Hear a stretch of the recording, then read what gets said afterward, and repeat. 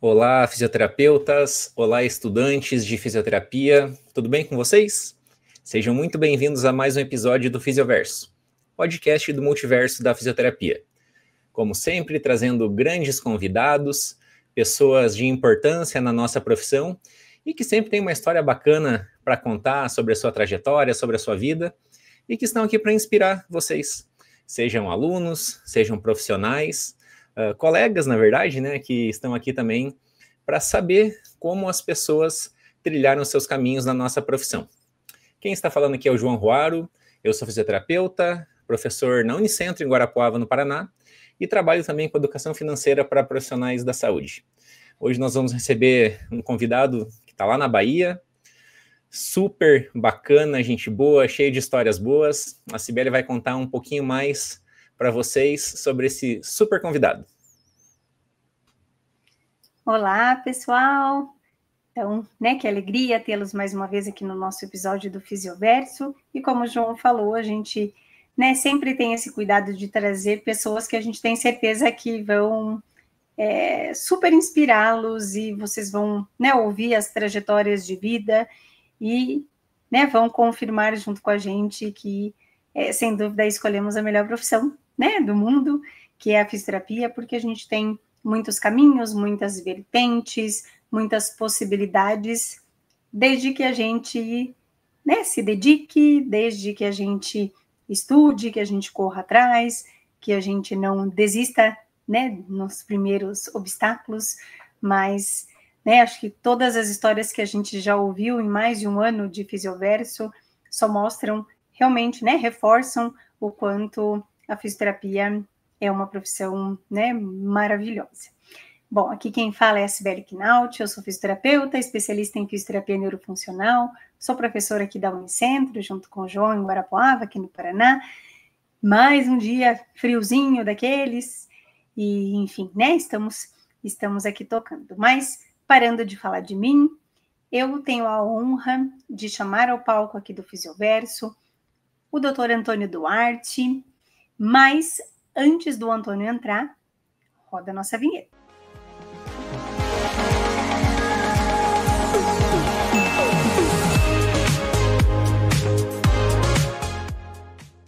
Seja muito bem-vindo ao Fisioverso, Duarte. Tudo bem com você?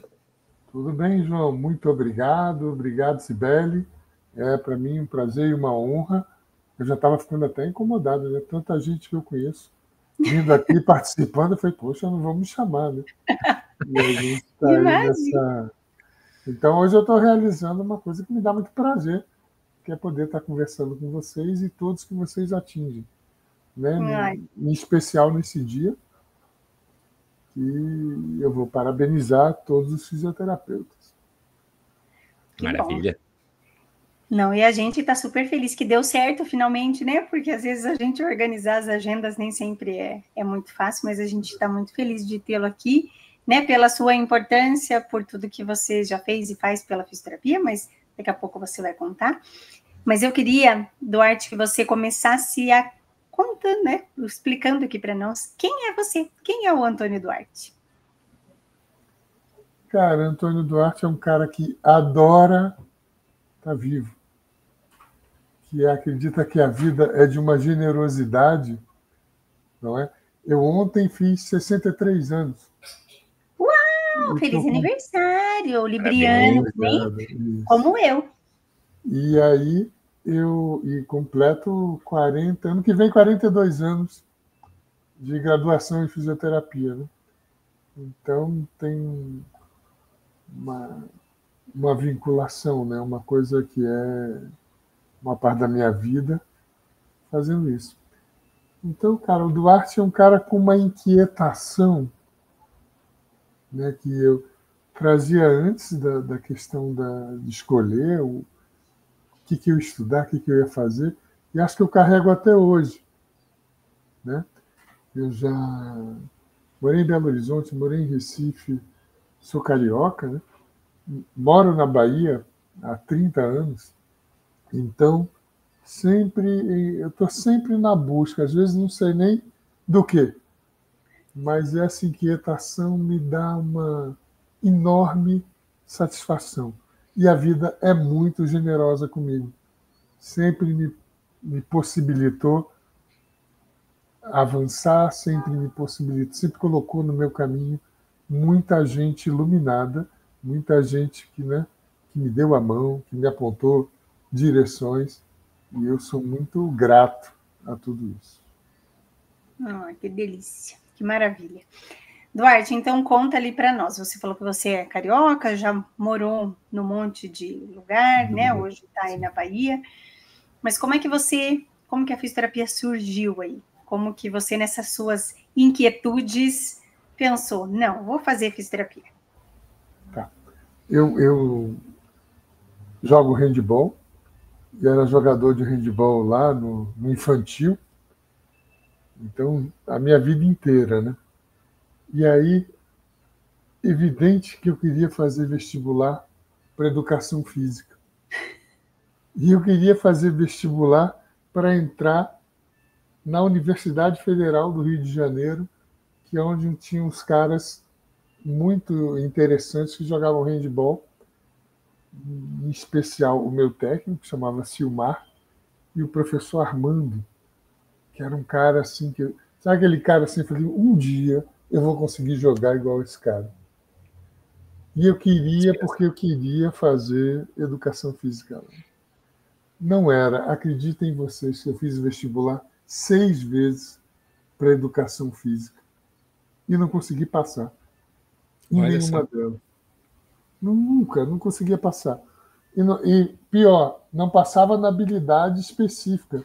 Havia uma prova, né, que era voleibol, natação, sempre acontecia alguma coisa que dava errado. Aí, 6 anos, imagina, né? Nesse caminho eu fui fazer engenharia cartográfica, contabilidade, nutrição, porque a gente era chamado pelas universidades para jogar, né? E comecei, e já estava... Nada me dava vontade de seguir, né? Você chegou a iniciar esses cursos, então? Sim, cursava e fazia, ia lá, meio bagunçado, mas fazia, né? E aí, um grande amigo, Celso Guerra, ele vai e diz assim, vamos fazer prova para fisioterapia, vamos fazer vestibular de fisioterapia, porque a gente depois usa o conhecimento no handball. Eu falei, cara, não aguento mais faculdade, coisa que eu não quero, porque eu tinha todo um plano, assim, né? Vou fazer a faculdade, vou para a Romênia, vou me especializar lá e tal, blá, blá, blá. E não rolou. E aí eu passei e ele não passou. Olha só. E eu falei, bom, aí eu fazia uma faculdade de manhã, uma de tarde, e na época, a Fraice, no Rio de Janeiro, o curso era noturno, né? Eu falei, vou fazer, né? Porque eu vivia de bolsa, de jogar pelas universidades. Bota mais uma, vou fazer, vou ver o que acontece. E aí veio o encantamento, né? Começou uma coisa de achar interessante, mas eu sempre com muito foco no esporte, né? Eu não queria saber de nada, eu queria como é que eu faço, como é que, né? Se tiver um trauma, se tiver uma lesão. E aí faltava muita aula. Eu ia jogar, e porque eu não queria mesmo. Não ia para aula. E um dia eu estava pedindo uma segunda chamada de prova, né? Eu sempre estudei muito. Então tinha uma Luciana Garnier. Então, são coisas que a gente não acaba esquecendo, né? A gente está falando aí de 1982, 81, nem me lembro direito. Luciana Garnier era uma menina assim, exemplar na sala. E ela tinha uns cadernos que ela prestava atenção na aula, fazia a matéria, estudava, botava resumo, aí eu xerocava tudo e estudava nos cadernos da Luciana. Quem nunca que atire a primeira pedra? Salve a Luciana! Da nossa geração era muito comum xerocar o caderno de quem era mais CDF, sentava lá na frente, aquele caderno mais bonitão. Hoje não existe mais isso. Tudo, né? Marcadinho, tudo não sei o que. Eu falei, me dá aqui.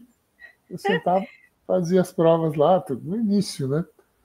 E aí eu estava no protocolo da faculdade, né? Primeiro dia que eu fui entrar, não deixaram eu entrar na faculdade, porque era um hospital-escola, Safraz, essa é a Faculdade de Reabilitação e de Solidariedade à Criança Excepcional. Então, tinha internos, né? As crianças com paralisia cerebral e tal, tinha interno. E eu cheguei, eu tinha um cabelo muito grande, assim, batia no meio das costas. Eu cheguei com um rabo de cavalo, um brinco de uma pena pendurada com a camisa do Super-Homem, com a manga cortada. Na época eu usava muita calça do exército, cortava o cós, botava a calça e botava aquelas botas do exército por dentro. Quando eu fui entrar, o cara me barrou. Meu amigo, não dá para entrar aqui. Você não está bem vestido. Você não, peraí, o que é isso, aluno? Né? Não deixaram. Não deixaram. Aí, para falar um pouco da minha inquietação, aí eu fiquei 3 meses sem aparecer. E aí, quando eu voltei, raspei a cabeça e peguei um terno do meu pai, gravata, e fui todo engravatado para assistir aula. Mas aí, voltando, né? Aí eu estou na fila do protocolo, estou vendo um cara, eu falei, eu conheço esse cara. E aí ele falou comigo, opa, tudo bem? Eu falei, tudo bem. Ele falou, fui seu professor na escola técnica de Química. Eu falei, pô, legal, você está se matriculando? Ele falou, não, estou pegando meu diploma. Eu falei, ah, bacana. Ele falou, a faculdade não ensina nada. Falei, não é novidade, né? Desde de muito tempo se discute isso. A faculdade não ensina nada. Eu estou indo para um serviço que vai abrir, era cinesioterapia torácica, para acompanhar a cirurgia de tórax no Instituto Nacional do Câncer. Se você quiser estagiar lá, eu falei, rapaz, eu quero. E aí fui, né? E aí começa essa coisa de se envolver com respiração, se envolver com uma fisioterapia, que era uma coisa muito engraçada. Esse cara chama-se Elcio Martins Nunes. Tomara que vocês alcancem ele, porque nunca mais tive contato. E ali começou uma fascinação para além da fisioterapia com a coisa hospitalar. Ô, Duarte, nesse momento aí você estava o quê? No primeiro ano ainda da graduação? No primeiro semestre. Primeiro semestre. Primeiro semestre. Já começou a estagiar no Instituto Nacional do Câncer. Sim. As coisas eram diferentes, né? Havia sim. Muita paixão, tudo era muito mais romântico, né? Menos regra. Menos regra, com certeza. Menos normativas, menos resoluções. Mas as coisas eu falo aqui sempre, Duarte, que assim, claro que a gente entende, o mundo hoje é diferente, né? Algumas regras precisam existir, sim, mas eu falo assim, nós, né, dessa geração um pouco anterior, que a gente pegou essa fase onde não tinha resolução de estágio, não tinha nada, a gente também aproveitou muito, né? Porque assim, a gente fazia estágio desde, se quisesse, do primeiro dia de aula. E claro, né, que tem todos os pontos, mas assim, eu acho que os grandes aprendizados que a gente teve foi nessa época, né? E assim, foi muito importante para nós, né? Era o tal do skin in the game, né? Se era prática real lá. Deixa eu só... Tem um negócio para destacar, até 85, eu formei em 84, né? O currículo não era unificado. Cada faculdade tinha seu currículo. Para ver a loucura, né? Como a instituição que eu trabalhava, eu tive psiquiatria 1, 2, 3 e 4. E as especialidades da fisioterapia não tinha fisio aplicado a pneumo, fisio aplicado a ortopedia. Era fisioterapia 1, 2, 3 e 4. E aí você tinha um professor que dava para você queimados, UTI. UTI não existia nessa época, ninguém falava disso. Quer dizer, falava. Mas não era o... Então você tinha um cara que dava aula para você ortopedia, queimado e neurologia. Aí tinha outro que dava, sabe? E assim, cara, eu sou obrigado a te dizer que era legal. A gente tem contato, eu hoje mais com o pessoal de pós, e não mais na graduação, acho que era legal. Bem próximo, João, do que você falou, porque quem era o cara que ia dar aula? Não era o cara titulado. Titulado, sim, nessa época, acho que tinha o Dirceu Costa, tinha uns caras assim que tinham titulação, né? Mas o mercado olhava assim, quem é o grande profissional de sucesso? Então, o João lá na região arrebenta, a clínica dele é cheia, o hospital dele, né, tem maior sucesso. Traz esse cara para dar aula. Então, o cara possivelmente não sabia dar aula, mas ele te ensinava qual era o problema que você ia dar a solução e como dar a solução. Exato. Nós já discutimos algumas vezes esse assunto, acaba sendo recorrente aqui no Fisioverso, né, Eduardo? Porque sempre conversamos com fisioterapeutas com muita experiência clínica, experiência profissional, e claro, alguns com titulação avançada também, sim, e a gente sempre conversa sobre isso nesse sentido.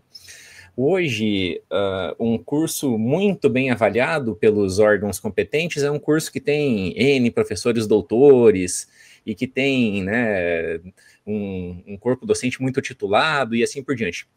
Até que ponto só doutores que muitas vezes não têm experiência clínica formam bem os profissionais que vão ser da assistência, né, que vão atender as pessoas? Claro. E esse é um ponto recorrente, claro, de maneira alguma desmerecendo a questão da titulação, que é super importante, forma um pesquisador, para um docente é importante ele ter a pós-graduação estrito senso, falo de fato com conhecimento de causa, porque temos aqui, né, colegas assim, estamos aqui assim, mas eu realmente, já faz tempo que eu tenho me questionado cada vez mais sobre isso. O que você pensa sobre essa questão, Duarte? Eu acho que a estrutura das universidades melhorou muito. Isso porque houve um momento em que houve uma transição, quando teve o boom de crescimento das universidades, né? Eu sou da época que você tinha curso de pós-graduação no Brasil, você tinha lato sensu, né? Tinha um em Pernambuco, outro em Curitiba. Hoje o Paraná deve ter uns 30. Né? Claro. Melhorou o acesso, sem dúvida. Faculdades você tinha, era raro, né? No Rio a gente tinha, se eu colocar Petrópolis, 3.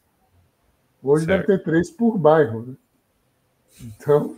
aqui no Paraná, até a última vez, até 2023 ali, que eu estava mais por dentro, a gente tinha presencial, né? Não estou nem falando essas semi-presenciais, é que eu já perdi a conta. A gente tinha 36 faculdades de fisioterapia no Paraná. Imagina, acho que nessa época que eu estou me reportando, acho que não tinham 10 no Brasil. Sim. Ok. E aí começa essa proliferação gigantesca, né? E aí o que aconteceu? A valorização do título pelo título, porque senão não abria a escola. É fato. E aí você começou a ter gente que absolutamente nunca tinha vivenciado um processo assistencial, né?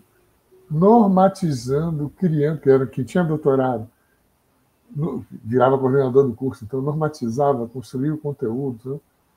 E isso, em algum momento, acho que impactou de forma muito ruim. Creio que tenha melhorado. Né? Sim. Eu acho que o grande caminho para a formação é residência. Eu também sou super vai consolidar, né, quando tiver residência. Aí a gente consolida.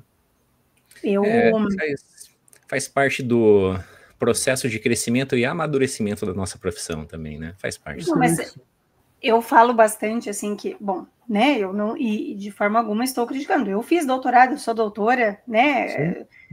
Não, nem eu, doutor. Sou super a favor, né? Acho que de estudar, acho que conhecimento nunca é demais. Sim. Mas eu acho que realmente precisa ter um equilíbrio, porque eu concordo plenamente, assim, quando a gente está formando clínicos, eu preciso ser clínica, eu não posso ensinar o meu aluno a atender lá o meu paciente com AVC, se eu, né? E a gente não pode considerar, não, eu atendi quando eu fazia faculdade. Não, filho, você tem que atender no dia, tem que ser prático, né? Claro. Então, assim, se eu não tenho esta mão para fazer, né? Então, assim, isso a gente tem que entender. Então, eu acho que o modelo ideal na minha cabeça, ele tem que ter as duas coisas, né? Eu preciso ter o profissional doutor, que tenha um pouco essa visão mais da pesquisa, porque a ciência, ela é importante, mas eu também preciso ter do outro lado o professor clínico, né? Porque senão a gente deixa passar alguma coisa, né? Sim, senão o pesquisador não vai trazer solução para a clínica. Esse é o grande viés, né? O pesquisador vai estudar algo que não tem nenhuma relação com o processo assistencial ou com o mercado. Isso já foi muito, quer dizer, quem entrava num mestrado, posso estar exagerando, e com todo... Hoje eu me permito errar à vontade, né? Então, com toda a minha margem de erro, quem entrava no mestrado há 25 anos atrás ia se enganjar, possivelmente, numa linha de pesquisa de um profissional não fisioterapeuta, e ele ia fazer pesquisa com remédio, poluição, e voltava titulado, tomando decisões que afetavam diretamente a categoria. As associações também foram assim, algo dos conselhos também caminhou para isso. Hoje acho que está mais ajustado. Então, tem muita gente titulada, né, vocês estão aí, né, formando e orientando o pessoal que está na formação estrito sensu, começa a desenvolver linha de pesquisa que vai trazer solução assistencial. Sim. Aí eu acho bem interessante. E também melhorou, né, Duarte? Hoje a gente tem essas stricto sensus em fisioterapia, né? Então, isso também ajuda. Eu vou ter, né, o meu orientador do mestrado-doutorado era fisioterapeuta. Então, a gente já tem, hoje em dia, uma linha melhor, né? E eu conto que, eu não sei se a gente chegou a falar quando a gente entrevistou o Esperidião, que eu me lembro, assim, minhas primeiros embates, né? A gente se dá muito bem, embate no bom sentido, né? Porque nem sempre concordamos com os nossos amigos, né? Claro. Mas a primeira discussão que eu tinha com o Esperidião, quando eu estava na Inspirar, era porque ele não diferenciava o valor da hora do professor especialista, mestre e doutor. E eu, recém-doutora que estava, né, eu achava, mas que absurdo, meu Deus, a gente estuda tanto. E eu ficava louca da vida, né? E ele falava para mim, Sibeli, eu não estou desmerecendo a sua formação ou a formação dos doutores, mas para mim, é um negócio, para o modelo de pós-graduação. A pós-graduação lato sensu é para o cara que vai atender na clínica, no hospital. Então, assim, para mim, eu prefiro muito mais ter um professor especialista, porque eu tenho certeza que o cara está na lida, do que ter um doutor que nunca pegou num paciente antes. Eu vou ter reclamação 1000% dos alunos. E ele está errado. É assim, depois de muita... Eu entendo perfeitamente. E viu? Divergir faz parte do processo de crescimento, é natural. A gente tem que, se concordássemos em tudo, a gente dificilmente ia progredir. Diferença não é erro, né? Isso aí a gente se habituou. E aí você vem de uma fase que começa muita gente a migrar para o ensino. Isso. Quando a assistência começa a ter muita gente e cai o valor, o pessoal migra para o ensino. E também abriram muitas vagas, né, Duarte? Abriram muitas vagas. E aí começa a universidade a abrir o curso, o MEC reconheceu, o sujeito começou a esconder a titulação, porque senão ele perdia o emprego. Porque a universidade também queria, eu não preciso mais desse doutor aqui, eu mando ele embora, contrato especialista. É o caminho inverso do que você estava falando, Sibeli. E aí o que... Foi exatamente isso que aconteceu. Tudo isso foi evoluindo, foi evoluindo. Aí, assim, houve um outro nicho agora, que agora já há alguns, sei lá, uns bons anos, né, que é o estrito sensu, que tem um outro ticket financeiro, e aí sim, aí consegue trazer o titulado de você. Não, ele também não roda o curso, né? Mas o ticket é outro. Mas isso aí eu preciso mais escolhas. Fiz meu mestrado na Federal do Rio, e orientado por um médico. Fiz em terapia intensiva, né, a área de concentração, mas ele me deixou assim completamente à vontade. Então, eu tinha uma metodologia que chama abordagem funcional, né? E eu falei, eu já estava no processo de validação. Eu conheci esse colega que está hoje, que hoje é pós-doutor, mais de 5 anos no Canadá, foi convidado para dar aula na McGill. Você vê o nível desse César de Brasília, né? Ele tinha sido meu aluno na especialização, um domínio absurdo de epidemiologia e estatística. Eu falei, cara, me ajuda. E aí a gente validou, e por aí eu fiz essa metodologia de fisioterapia no mestrado. Há uns anos atrás, eu tive um infarto, em 2019. Olha. E aí passou um tempinho, César, cara, veio fazer o doutorado comigo, no meio da pandemia. Eu falei, você tá doido, cara, me meter. Queria testar teu coração de novo. É. Não, porque tinha muita disciplina online, né? Remota. Falou, é a hora. Eu falei, não, você tá louco. E aí eu encontrei, não sei se já tiveram com ela, a Hilda Angélica Jimenez, de Belo Horizonte, que ela foi ex-presidente da Sobrafir também, e ela defendeu o doutorado dela aos 85 anos, e a gente se encontrou num jantar em São Paulo. Eu falei, vou fazer, né? Vou fazer.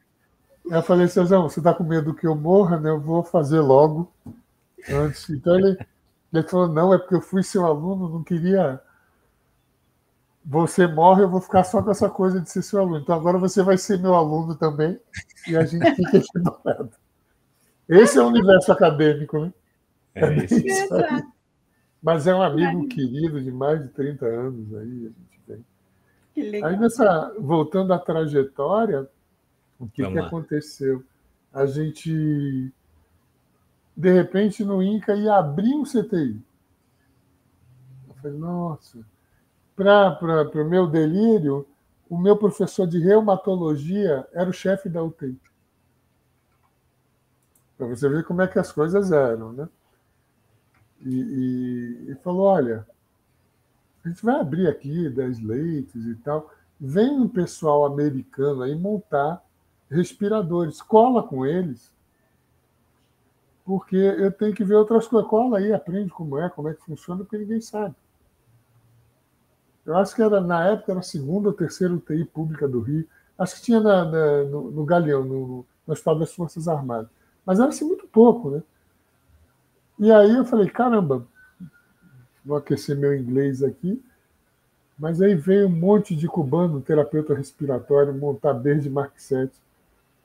E aí virou uma farra, né? Eu falei, eu adorava. Eu falei, não quero mais para fisioterapia, quero ficar só com a galera aqui, mexendo em ventilador.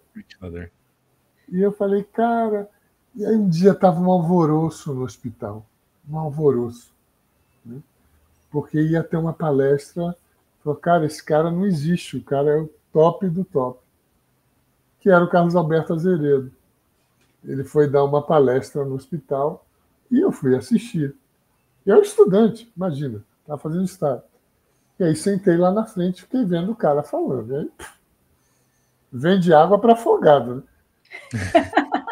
Cara, quero fazer isso. E aí ele acabou, fui lá, preciso falar com você e tal. Falei, eu quero estagiar com você, onde for, a hora que for, como for, porque eu não tinha essa referência, né? Eu estava ali me aventurando em CTI sozinho. Até sabia manipular ventilador e tal. Dentro, eu falo, gente, não tinha oxímetro. O primeiro oxímetro que a gente recebeu, colocava o doente com o dedo na água morna para fazer vasodilatação para pegar o sinal. Né? Porque senão não conseguia captar, né? Oi? Porque senão não conseguia captar. Não conseguia. Gasimetria, passava um cara de manhã, colhia, o resultado era de noite. Então era bem... E aí me chega um azeredo com ventilômetro eletrônico, com uma outra... Eu falei, nó. E aí foi. Aí a gente ficou... Aí a esportiva já era. Já era. Não, eu já estava completamente contaminado pela terapia intensiva. Mas você vê, aí, né? Claro. E aí o Carlos me abriu um universo de possibilidades, não só de conhecimento. Ele assinava Respiratory Care. E isso era uma coisa assim, nó, caramba. Então, me deu muito acesso a muita coisa. Isso eu eternamente grato. Através dele conheci... Oi? Eu não o conheci, mas é impressionante, né, João? Quantas pessoas falam dele, falam da generosidade dele.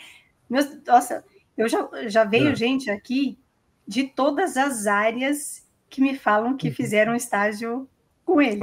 Acho que veio a Miriam Calheiros, sim, Miriam, você agora, acho que o próprio Petroni, né? Também acho que ficou um tempo com ele, será que não? Me lembro. Ou foi aluno dele de alguma foi aluno, coisa? Com certeza. Ele foi. Nós somos da mesma turma, né? Eu e o Nilton. E ele foi paraninfo da turma.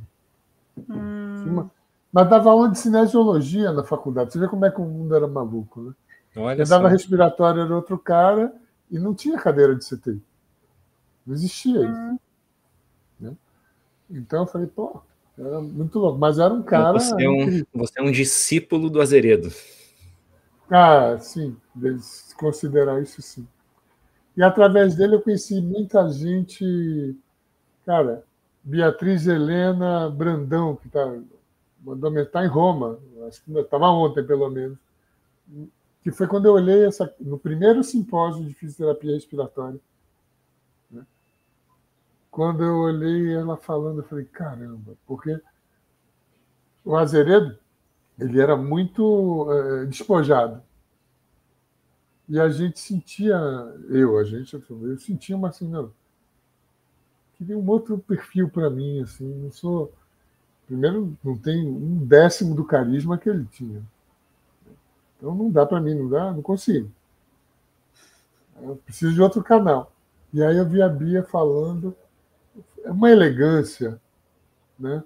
Uma coisa. Depois conheci a Hélio Pio, que eu não sei se... Né? E também era o cara, eu falei, pô, olha... Era o cara que ia atender de blazer, uma super mala Louis Vuitton. Eu falei, pô... Eu ficava só olhando, né? E através do Azeredo eu fui para a Argentina e conheci uns caras que aí sim, aí mudou completamente a visão que eu tinha da fisioterapia, que foi o Alfredo Coelho e o Gustavo Coelho. Né? Então, quando eu fui para o Güemes, fiquei um tempo, 10 dias e tal. Na verdade, eu fui para ficar poucos dias, acabei ficando um tempo enorme, mas por conta do Gustavo, porque a gente virou amigo. Ele faleceu há alguns anos e foi um tempo muito, muito bacana. O Coelho influenciou várias gerações de fisioterapeutas brasileiros. Faleceu esse ano. Foi, acho que... Não sei se foi começo desse ano ou no finalzinho do ano passado, né? 2024. Mas um cara infinitamente à frente do seu tempo e que... Nossa, eu podia ficar citando aqui um montão de gente para não ser. Né? Aí eu me formo, né? Formei, o que eu vou fazer? Né? O que eu vou fazer na minha vida? E fui para um congresso acompanhando o Azeredo em Natal. Eu tinha conversado, toda hora vem um nome novo, né? Maria Inês Feltrin, do INCOR, que na época o Silvano Rai abria cirurgia, transplante de fígado no INCOR. Ela falou, vem para cá. A gente era amigo, se respeitava muito, ela era chefe de lá, vem para cá. E aí, eu, conversando com uma galera de lá, Mafia, Augusto, os caras que abandonaram a profissão. Né? A profissão não... ela não é. Os caras eram top demais, assim. Mas a profissão nem sempre é generosa, né? Faz E parte. eles, acho que em Sorocaba, não sei o que aconteceu com esse menino, onde é que foi. Montaram rede de posto de gasolina e pronto, abandonou. Mas eram uns caras muito top. E eu falei, mas qual foi, cara? Ele falou, bicho, eu vou ficar 30 anos ali. E eu fui com isso na cabeça para Natal. Falei, o que, que eu vou fazer, né? Não tinha mercado. Não tinha mercado. E aí encontro o Ricardo Moreira, que é um ícone no Nordeste, ele é pioneiro em Pernambuco, tal, e que me diz assim, quer vir trabalhar comigo? Eu falei, cara, que a gente se conhecia já, ele fez a formação dele no Azeredo, a gente se esbarrou por lá, falou, quer vir trabalhar comigo? Eu falei, bicho, eu estou com Trincó. Ele falou, Quincó, cara, você vai passar um tempão no mesmo lugar, como se Quincó fosse, né, algo a ser desprezado. Eu Exato. não, Só um claro. encorte. Mas assim, duro, né? Completamente duro. Tinha que correr. Eu vivia de bolsa de jogar handball. Já não jogava mais, assim, nessa época eu tinha que parar, tinha que ou estudava, ou se fosse hoje eu me profissionalizava em handball, era melhor. Mas na época não tinha essa. E aí o Ricardo falou, cara, te dou metade do meu negócio. Eu falei, não tem nada. O cara te dá metade, ele fez uma proposta muito generosa, né? E eu só entendi quando eu fui para lá. Eu colei grau dia 4 de janeiro de 85 e dia 5 eu peguei o avião e fui para Pernambuco. Cheguei Uau. às 2 da manhã, que antigamente tinha o Corujão. Né? Uma tia me deu uma passagem, eu fui só com mala cheia de xerox da Respiratory Care. Vou para lá. E aí, cheguei às 2h09 eu estava atendendo. E fiquei 1 ano e 3 meses sem folgar um dia. Só trabalhando, trabalhando, trabalhando. Sábado, domingo, feriado, Natal, só trabalhando. Porque, basicamente, ele tinha todo o mercado na mão. Então, ele não queria um parceiro, porque ele não aguentava mais. Né? Ele não dava mais conta da demanda e não aguentava mais. Isso era um serviço Então, hospitalar, lá. em várias UTIs, não haviam serviços. Né? Você tinha relação, que eu não sei se... Outro dia eu estava comentando isso. Você era chamado num hospital porque tinha um problema para ser resolvido. Uhum. Então, chegou o especialista que vai resolver o problema. Secreção, uma telectasia, um doente com dificuldade de tirar do ventilador. Então, chegou Certo. aquele especialista, não tinha equipe de plantão. E você era tratado e remunerado como um especialista que ia lá resolver o problema. Uhum. Então, se ganhava muito dinheiro nessa época. Se ganhava muito dinheiro. Tá bom. E ele me acolheu, eu fui para casa dele, não tinha dinheiro nem para ir para o hotel. Eu falei, tem que ficar na tua casa, tá bom.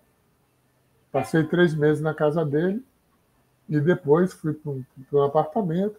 Depois eu resolvi morar num hotel porque eu me sentia muito sozinho. Aí eu estava em Olinda, falei, não, vou morar num hotel. É mais fácil, ficar tudo na mão e tal. E tem gente, né? Lembrando, essa época não existia internet, não existia Exato. celular, né? Era carta. Você queria fazer um telefonema, você tinha que ir numa telefônica, né? Pedir a ligação, ficar esperando completar para você falar. E aí foi muito, muito. Aprendi demais com esse cara. Aprendi demais com o Ricardo Moreira. É de uma percepção, de um senso clínico e clínico de fisioterapia absurdo. Então, aprendi demais. Aí minha gratidão a Ricardo. 2 anos, eu fiquei 2 anos e meio, mais ou menos. Eu falei, cara, eu hoje fiz exatamente o que eu fiz no primeiro dia que eu cheguei aqui. Não tá legal. Não Uhum. estou me sentindo bem. Né? E aí ele falou, bicho, tá trabalhando, tá com a vida, tem né, suas coisas aí, tá ganhando uma grana. Eu já tinha carro, já estava, né? Imagina, tinha 20 e poucos anos, já estava super bem posicionado, ele transferiu o prestígio dele para a gente, né? E começava a surgir outras pessoas, então era muito legal. Falei, cara, mas não sei, estou angustiado. Não estava feliz. Não estava. Aí peguei um avião, fui para a Argentina falar com o Alfredo.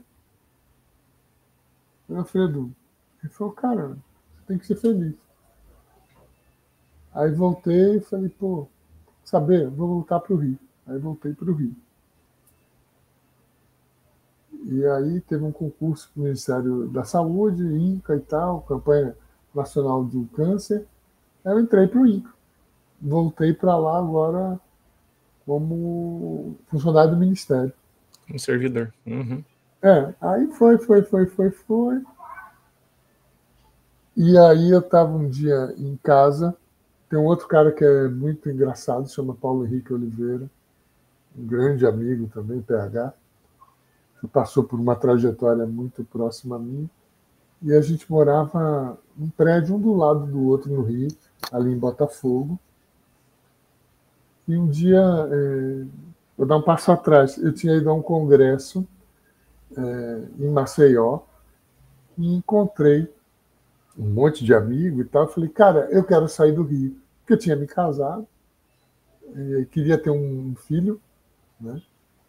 Que é a Lara, que hoje mora em São Paulo, dramaturga, está aí super bombando. Ontem ela me ligou, estava em Belém, lá no Círio de Nazaré, curtindo lá. Máximo. Então ela mora em São Paulo já há 5 anos. E aí, bom, eu quero ter um filho. E comentei com um montão de gente. E não quero no Rio.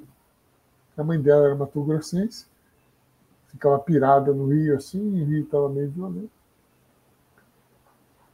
E aí me liga um sujeito. Olha, eu tenho uma referência sua aqui, eu sou do Hospital Português. Eu falei, liguei imediatamente a Recife, que tinha um Hospital Português lá. Eu falei, mas eu não quero, eu pensando, não quero voltar para... De Salvador. Eu falei, você é gaiatista. Eu falei, seu Paulo Henrique, me passando o trote, né? Eu falei, português em Salvador. Eu falei, não, o hospital tem mais de 80 anos, não, está com 150 anos agora. Na época não tem tanto tempo assim, 30 anos, mais de 100 anos. Tal. Eu falei, sim, tá, faz o seguinte, manda as passagens para mim, para minha mulher, eu quero ficar numa praia, e vou aí, quero ficar aí 5 dias. E aí eu vou aí, olha o teu hospital. Ele falou, tá. Desculpa eu lhe incomodar. Eu falei, não, tudo bem. E aí desligou, eu liguei para o Paulo Henrique. Falei, cara, palhaçada, você está maluco? Não te liguei. Ligou agora de trote, ninguém me conhece na Bahia, não tem nada dessa história. E passam os dias, me liga uma criatura, eu sou a secretária do Dr. Germano Montes, ele falou com você no telefone, é da Beneficência Portuguesa de Salvador. Eu falei, meu Deus. Que você hotel quase você quer sua esposa? destratou. Que hotel você quer ficar com sua esposa? Eu falei, meu Deus. Eu falei, não seja, qualquer um, tá tranquilo. E aí vim a Salvador. E assim que surgiu a tua ida para Salvador. Claro, aí fui lá, analisei o hospital, falei, meu Deus, que buraco, não quero ficar no... Era muito feio. E o hospital com azulejo até... Hoje é uma potência, né? Com azulejo até o teto. Eu fui para... Vamos ver, você tem 13 leitos, imagina. Nossa, que cafuá, né? E aí com os ventiladores muito antigos, era um MA1, o top deles era um MA1. Falei, não. Aí eu fiz o projeto, cobrei na hora, pedindo a grana, fiz um projeto, cobrei, andei e voltei para o Rio. Passou, cara, uns 6 meses depois. O cara me liga, não, eu queria que você viesse aqui. Eu falei, tá bom. Aí fui. Vim, né? Saí do Rio para cá. E, cara, não, a gente quer assumir, quer implantar. Eu falei, tem tanto tempo. A gente quer implantar o projeto e tal, quer acertar preço com você. Eu falei, tá bom, é aquelas coisas assim, pô, deixa eu ver aqui. Quanto é que eu pensando, o cara falando e eu pensando, né? O que seria um sonho ganhar para mim hoje? Tanto. Foi legal. Aí eu multipliquei por 3. Se eu sonhar, vou sonhar bastante. Claro. Aí o cara falou, quanto é que você quer? Eu falei, tanto. Ele falou, fechou. Eu falei, puta, fui burro, né? Devia ter pedido mais. Pensa baixo, né? Sonha porcaria. Porque o cara topou muito rápido. Né? Aí eu falei, tá. Aí eu fui lá, pedi. Eu devia ter falado isso por semana. Aí Ô, Duarte, nesse momento, então, nesse momento, então, você deixa de ser servidor do Ministério no INCA lá, finaliza o seu vínculo e vai para Salvador em definitivo até então. Até então, sim. Viu? Deixa eu te fazer uma pergunta, voltando um pouquinho no tempo. Se hoje, com a idade e a maturidade que você tem, se você consegue entender por que você não estava feliz em Recife? Porque me chamou a atenção, porque me parecia que você fazia o que você gostava, você estava numa área que você tinha afinidade, era bem remunerado, mas você não estava feliz. O que aconteceu? Acesso à informação. Eu não conseguia dar vazão às coisas que eu queria criar. Eu não tinha acesso. E olha como a gente era inocente, né? Como no Rio eu estava habituado a cada 3 meses chegar um volume de uma revista só, né? Que a gente tinha uma coisa que chamava Index Médico, não sei se alguém já comentou com vocês aqui, que era um maior, não tem mais catálogo telefônico, mas era um negócio gigante. Você ali pesquisava, tinha que conseguir uma biblioteca que tivesse Bireme, e aí mandava, esperava 6, 7 meses para receber um artigo. E lá não tinha acesso.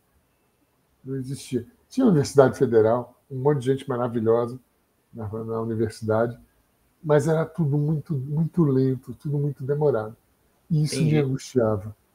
É isso, não existia internet, não existia nada. Né? Então, tudo era muito... Mesmo no Rio, né? Você ia para uma biblioteca, 6, 7 meses para pedir como é que chama? Um fax. Eu quero um artigo muito rápido, vamos pedir um fax. Era assim, cara, um absurdo de dinheiro. Você tinha que pagar. E fax, ele com a luz e com o calor, né, então aquilo era guardado, parecia um hieróglifo, né, egípcio. Era guardado, se a luz não pegar, você lia meia luz, só em ar-condicionado. Em condições ideais, de temperatura e pressão. Claro. Tirava um monte de xerox, porque se apagasse, tinha xerox. E aí, entendi. E aí, cara, eu me lembro que eu acessei e é engraçado, tudo se repete muito, né? Então, em 88, sai uma Respiratory Care que chamava-se PIP e CEPAP. Cara, tudo que você imagina estar discutindo hoje, claro que algumas ferramentas diagnósticas se modificam, né? Mas é mudar a forma como eu olho o problema. Necessariamente não afeta a tua solução. Só mudou a ferramenta que você está olhando. Tá? Em 88? 88, cara. Eu uso muito um artigo de 93, se não me engano, no slide, né? Que está lá. Quais são os temas principais que vem na revista? Estratégia protetora, titulação da PIP, né? E modo com looping automático. Você dá aula em qualquer congresso hoje falando desses 3 temas aí com tranquilidade, né? Mas isso sabe que é uma coisa que eu às vezes critico. A gente tem muitas coisas, né, João, na universidade e de várias, até revistas, né? Eles agora têm essa pira de tem que colocar artigos, referências, né? Referências, não necessariamente artigos, dos últimos 5 anos. Eu falo, gente, a gente tem clássicos que assim, eles precisam ser citados e não mudou. né? Então, assim, daí você ignora um baita de um artigo, um baita de um estudo que é de... Eu tenho uns top ali de 80, até de antes, e assim, não mudou. O negócio tá ali, o cara descobriu lá e é o que é hoje, não dá para descartar, né? Cara, acesso ao Journal Applied Physiology, você vai tudo que se discute ali foi discutido entre 75 e 80 e pouco. Muda a ferramenta, a imagem sai colorida, monta um holograma, mas o racional está ali. É o mesmo. É muito interessante. E outro dia foi uma provocação que eu fiz, até plagiando um fisiatra americano que se chama John Bach, que atua com neuromuscular. Eu fui no serviço dele conhecer, porque era uma referência absurda. E ele tem uma publicação que o nome do filho está lá como autor. E o guri tinha 5 anos. Ele queria bagunçar a revista, né? E aí agora eu tenho um amigo querido em Jequié, da UESC, que é uma universidade lá do estado, pesquisador e tal. E aí eu abri um chat aqui de pesquisador, um chat de pesquisadores, e peguei meu filho, que tem 10 anos, falei, vamos fazer uma revisão sistemática comigo. Falei, lê isso, vê aquilo. Ó, pede aqui. Ele falou, pede tabela, pede fazer meta-análise, pede não sei o quê. E aí eu fiz uma revisão com ele sobre uso e abuso de catéter nasal de alto fluxo em bronquiolite. Aí eu falei, olha, agora manda dar um formato de texto e manda colocar como pôster no Congresso. Você vai escrevendo, né? Aí eu fiz um upload da folha do Congresso Brasileiro de Medicina Intensiva Pediátrica, onde aceitava o trabalho, mando o chat adequar, botar figura, pronto. E mandei, e foi aceito. E ele está lá como autor. Onde é que isso vai parar, né? Vocês que são professores aí de graduação, onde é que vai parar? Tem pergunta mais fácil ou não? Mas sabe, Eduardo, eu vou até fazer uma piada triste, né? Uma piada bem triste. Mas, infelizmente, é uma coisa que a gente sabe. E acho que o João viveu, né? O ano passado, por exemplo, a hora que deu esse boom também, né? De IA, enfim, eu fiz um comentário que, assim, eu comecei a ler trabalhos, pelo menos bem escritos. E, assim, e a gente sabe, e, assim, infelizmente, a gente sabe que não são os alunos que escrevem, porque, assim, você vem vindo você vai pegando prova, você está ali dando aula, a gente está ali no estágio. Aí, daqui a pouco, te entrega um texto todo bonitinho, tudo escrito sem erro de português, né, com uma concordância, pontuação certinha, né, uma estrutura correta, né, aquelas frases que eu falo, gente, as pessoas esquecem que tem ponto, né, cada frase tem 400 linhas que você não consegue parar para respirar. Aí você pega um texto desse, não vai querer me dizer que foi você que escreveu. Bem isso. Agora, assim, e a IA ela também te entrega coisa que ela ainda não está num ponto bacana. Não. Se o cara não tiver senso crítico, até para pegar o resultado e refazer, fica muito ruim. Sim. A depender da IA que você tem, fica muito ruim. E aí que a gente pega, né? Porque, assim, ela não tem esse contexto humano de às vezes a gente dar uma, né, misturada nas coisinhas, e ela ainda erra muito, né? O que eu vejo muito com os meus alunos que eles me entregam, hoje eu pego muito fácil na referência. Ele coloca umas referências nada a ver. Nada a ver, assim, né? Nada a ver. Recente eu estava...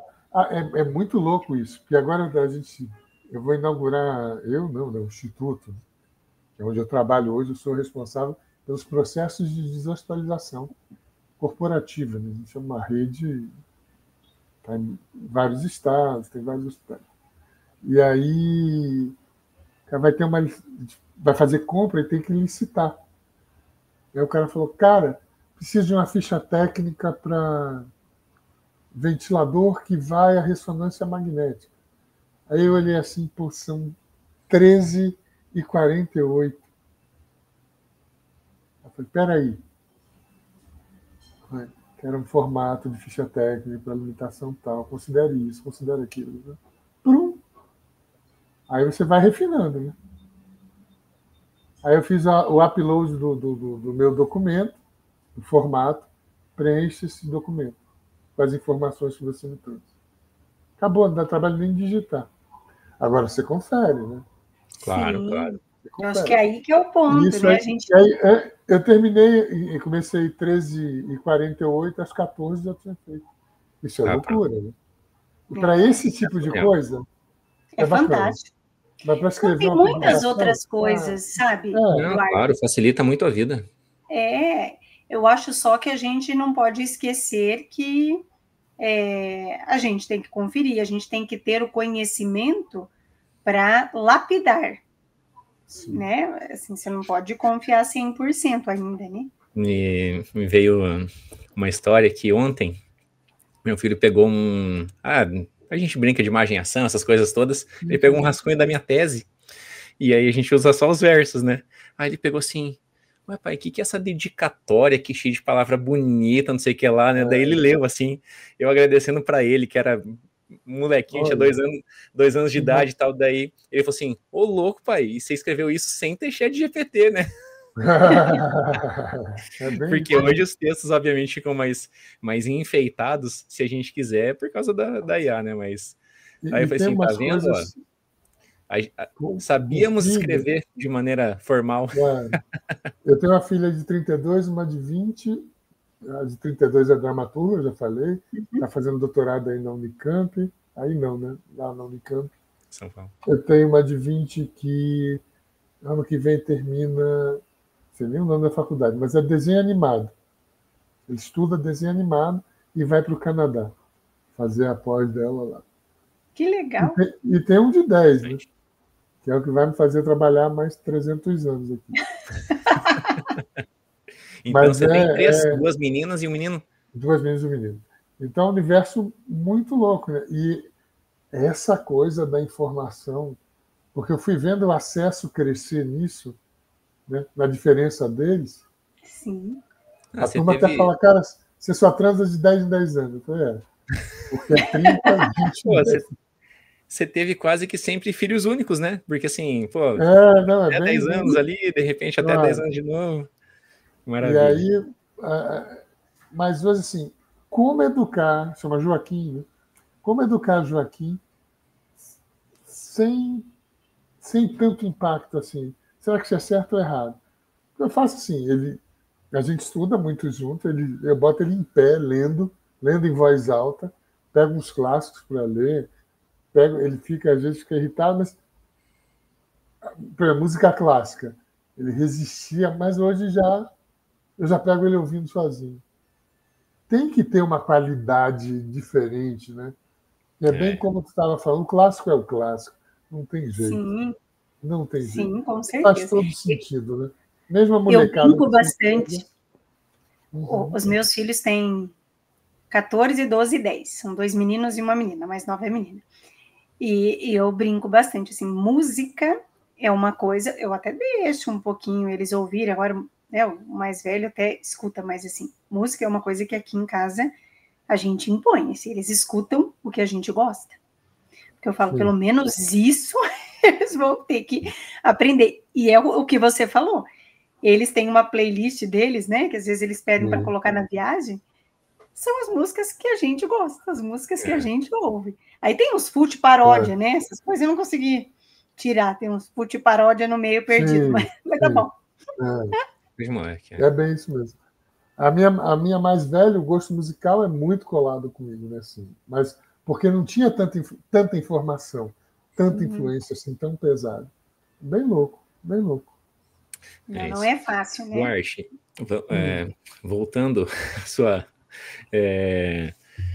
digamos assim, andança pelo Brasil aí. Então você chegou em Salvador e está há 30 anos aí, você trabalha no mesmo serviço? Não. Há 15 eu não trabalho em Salvador, eu só moro aqui. Como é que é essa história aí? Eu fiquei 17 anos na beneficência quando eu vim para cá. Certo. E aí terminou.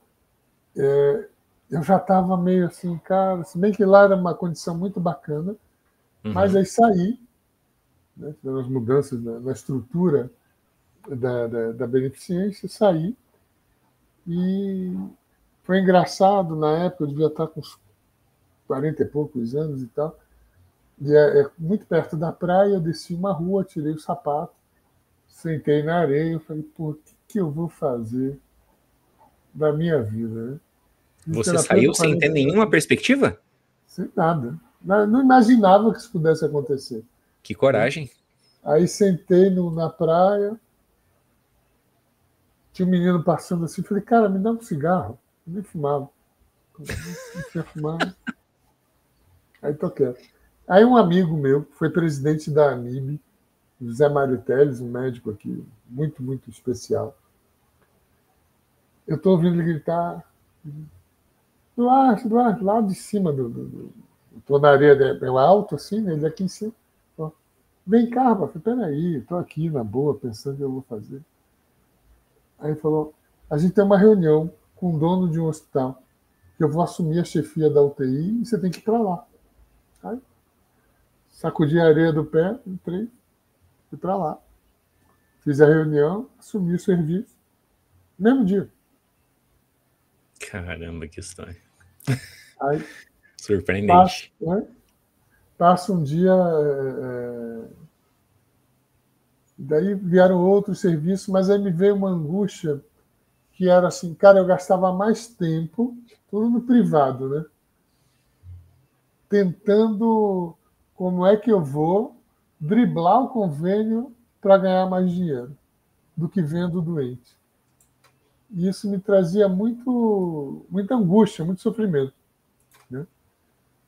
E aí eu comecei a ver assim, como é processo, o que eu entrego de resultado? O que eu entrego de resultado que tem impacto no sistema de saúde? Eu falei, é fazer o doente sair rápido. Tá? Depois de muitos anos. E aí comecei a rodar São Paulo, um montão de lugar, indo oferecer isso, sempre no sistema privado. Encontra um cara que chama Nil Mascarenhas, um gestor, administrador, e a gente tomando um café, ele me diz assim, cara, você está vendendo no lugar errado. Você quer vender, né, giro de leito para o hospital privado, o cara quer o hospital dele cheio. Se ele não tiver outro na porta para entrar, ele não vai dar alta. Então, primeiro, você tem que procurar hospitais que tenham fila de espera para entrar. Aí você começa a ficar muito restrito, né? Falei, caramba. Aí falou, procura sistemas verticais, Unimed, Apvida, Redditor. Redditor não existia, né? Ou se existia, não era o que é hoje. Eu falei, caramba. Aí falou, o serviço público. Eu falei, pô, bicho, mas serviço público, saí de serviço público, que eu achava tudo amarrado. Ele falou, cara, procura uma organização social que faz gestão de coisa pública, porque é um sistema vertical. Ele recebe um valor fechado e tem que fazer rodar. E tem meta de permanência. Vai casar com o teu desejo. E aí você vai trocar volume por valor, né? Você não precisa fazer um monte de atendimento, fazer atendimento em quem não precisa, né? Prescrição de dose da fisioterapia, esse é o maior calcanhar de Aquiles da profissão que eu vejo, ela é estabelecida pela fonte pagadora, né? Tantas motoras, tantas respiratórias. Numa discussão com o Conselho Federal, eu falei, velho, por que você não bota o valor ético e quem trabalhar abaixo do valor ético? Ah, não posso fazer. O SUS já faz, cara. Na época, um atendimento pelo SUS era R$1,90. Nossa. Como é que vai fazer? Não deve estar muito, deve estar uns 7, 12. Não, João, o que a gente recebe lá na clínica escola é 2 e pouco. Você acha que vai subir muito? Claro, como é que não tem valor ético? E assim, tantas respiratórias, tantas motoras já vem empacotado para qualquer doente. Quem define é a operadora. Então, quando eu me livro disso e vou para um sistema que não, esse aqui eu vou fazer 200 abordagens. Tá? Esse aqui não precisa de mim. Eu não tenho que atender. E aí você começa a compreender o processo do quem precisa e quem precisa é uma coisa. Quem você pode dar resultado é outra. O mais difícil é quem não vai se beneficiar daquilo que você tem a oferecer. E aí você não faz. A gente não tem esse treinamento. E aí aí eu fui parar em Goiânia, né? Porque esse amigo, esse Zé Mário Teles, virou superintendente de uma organização social em Goiânia. E eu falei com ele, cara, eu estou com a minha cabeça aqui, fui estudar umas coisas de processo, acelerar processo de aula. Eu falei, vem cá. E aí me contrataram para fazer isso lá, no hospital chamado Hugo. Eu completamente sem habilidade, na primeira semana briguei com meio mundo, porque mudar cultura é um negócio muito complexo, né? Sim, E a gente também não tem treinamento para isso, né? Eu sou assistencial, cara. Eu vejo doente, né? Eu falei, tá. Aí estou lá jantando, entra um médico aqui da Bahia, chamado André Guanais. O que você está fazendo aqui, bicho? Eu falei, pô, André, estou aqui por isso. Vim desenvolver esse projeto. Ele falou, pô, mas eu tinha um instituto de ensino e virei uma organização social, que é o Instituto Sócrates Guanais. Eu falei, eu quero que você traga isso para dentro do hospital. E ele estava com o hospital lá, que era o HDT, o Hospital de Doenças Tropicais de Goiás. Eu falei, eu quero você nesse hospital. Eu já tinha pegar outro, eu falei, legal, vou otimizar meu custo. Minha reserva estava acabando, eu fiquei quase um ano sem ganhar grana, só tentando vender a minha ideia, entendeu? Eu não vou ficar aceitando, não vou voltar para o privado, não vou ter que fazer volume, não me interessa isso. Eu fiquei um ano correndo atrás de vender minha ideia. Aí, de repente, dois hospitais na mesma cidade. Só para deixar claro, que era um projeto para deshospitalizar de maneira mais breve, ou seja, deixar o doente o mínimo de tempo possível no serviço hospitalar. Sem dúvida. Que era hoje, você falar de deshospitalização, tá lugar comum. Sim, né? sim. Quando se falava em deshospitalização, era uma coisa assim, tirar o leito, arrumar um home care para tirar o cara daqui. Então, a gente tem uma linha de cuidado em deshospitalização. Perfeito. Né? Multiprofissional e tal, que vai abranger isso tudo. E aí começamos. Aí o Instituto Sócrates Guanais, ele dá uma crescida, vai para o Rio, já estava na Bahia, Goiás, vai para o Rio e falou, cara, eu queria você no corporativo em toda a rede. Falei, vamos embora. E lá se vão 15 anos. Né? Então, esse instituto, ele faz a gestão de alguns serviços hospitalares? Faz gestão de hospitais públicos. Né? Público. Não só hospitais, faz gestão de saúde, mas hoje a gente vai inaugurar agora, hoje está tomando posse, após uma licitação, uma concorrência que a gente ganhou, na cidade de Cruzeiro, que é em São Paulo, o Hospital Regional de Cruzeiro, que é o Vale da Fé. Então, a gente em São Paulo está em Itanhaém, que é na Baixada Santista, Caraguatatuba, São José dos Campos, agora Cruzeiro e mais AMES, eu não sei se tem AME no Paraná, que são centros médicos especializados para diagnóstico. Né? Sim, em São Paulo tem muito isso, tudo público. Então, a gente faz isso e eu sou corporativo. Aí tem uma unidade aqui na Bahia, tem Goiás, tem um hospital, a gente estava no Rio, saiu, graças a Deus, né? Não é pelo Rio, mas é um relacionamento muito complexo. E São Paulo é bem mais tranquilo. E aí, Duarte, você é o responsável pelo serviço de fisioterapia de uma maneira geral? Da reabilitação. Fisio, fono, TO, interagindo com psicologia, serviço social, as ações médicas de enfermagem. A gente cria um núcleo de reabilitação. Tá? E basicamente você gere os protocolos daí? A gente criou. Aí essa metodologia, lembra que eu defendi lá no mestrado? Sim.